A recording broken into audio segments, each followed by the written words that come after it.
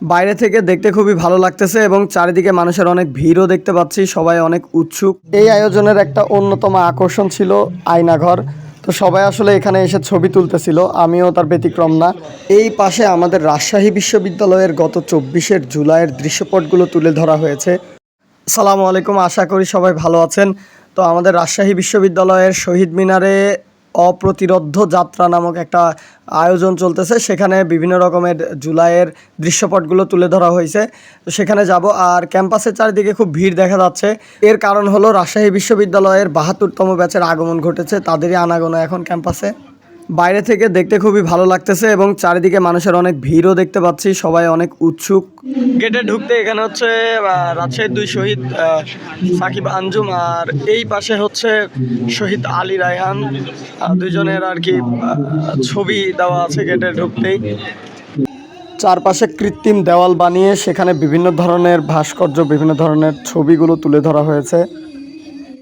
এই আয়োজনের একটা অন্যতম আকর্ষণ ছিল আয়নাঘর। তো সবাই আসলে এখানে এসে ছবি তুলতেছিল, আমিও তার ব্যতিক্রম না। খুবই ভালো লাগলো এই আয়োজনগুলো দেখে, সেখানে আমিও নিজেও একটা আয়নাঘরে ছবি উঠাইলাম। পুরো শহীদ মিনারের সামনের ফাঁকা জায়গাটা নিয়ে চলছে আয়োজন, আর আমাদের এখানে যে মুক্ত মঞ্চ রয়েছে সেখানে বানানো হয়েছে অস্থায়ী মঞ্চ।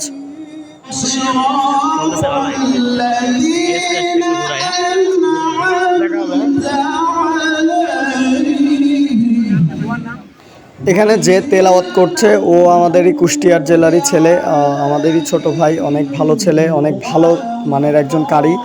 তো দেখতে পাচ্ছেন এখানে আমাদের রাজশাহী বিশ্ববিদ্যালয় নিয়ে বেশ কিছু কর্নার তৈরি করা হয়েছে। এত সব আয়োজনের মধ্যে এই জায়গাটা আমার কাছে বেশ ভালো লেগেছে, জন্মভূমি অথবা মৃত্যু। এই পাশে আমাদের রাজশাহী বিশ্ববিদ্যালয়ের গত 24শে জুলাইয়ের দৃশ্যপটগুলো তুলে ধরা হয়েছে। দীর্ঘ একটি বছর পরে সেই লোমহর্ষক দিনগুলোর কথা মনে করে আবারও খারাপ লাগতেছিল, কারণ আমার মনে আছে গত 24শে জুলাই আমি যখন ক্যাম্পাসে অবস্থান করি, যে ছবিগুলো আমার সামনে দেখতে পাচ্ছেন, এই আন্দোলনগুলো, এই সংগ্রামগুলো আমার অপরিচিত নয়। এই সময়গুলোতে আমি ক্যাম্পাসে অবস্থান করেছি। এই ছবিগুলোর মধ্যেই হয়তো আমি কোথাও লুকিয়ে আছি, সেটা আল্লাহ তাআলা ভালো জানেন। কোথায় যেন আমি আছি সেটাই। সর্বশেষ চলে যাওয়ার আগে এটা হচ্ছে জুলাই শহীদ কর্নার আর কি, আন্দোলনে যারা শহীদ হয়েছে তাদের ছবি পরিচিতি।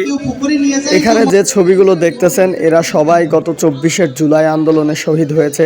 কত কিশোর, কত যুবক, কত বয়োজ্যেষ্ঠ মানুষ আমাদের দেশের জন্য আত্মত্যাগ করেছে। সবাইকে অসংখ্য ধন্যবাদ, অনেক অনেক ভালোবাসা রইল। আমাদের রাজশাহী বিশ্ববিদ্যালয়ের জন্য সবাই দোয়া করবেন, আর নবীন যারা এসেছে তাদের জন্য অনেক শুভকামনা। ভালো থাকবেন, সুস্থ থাকবেন, আল্লাহ হাফেজ।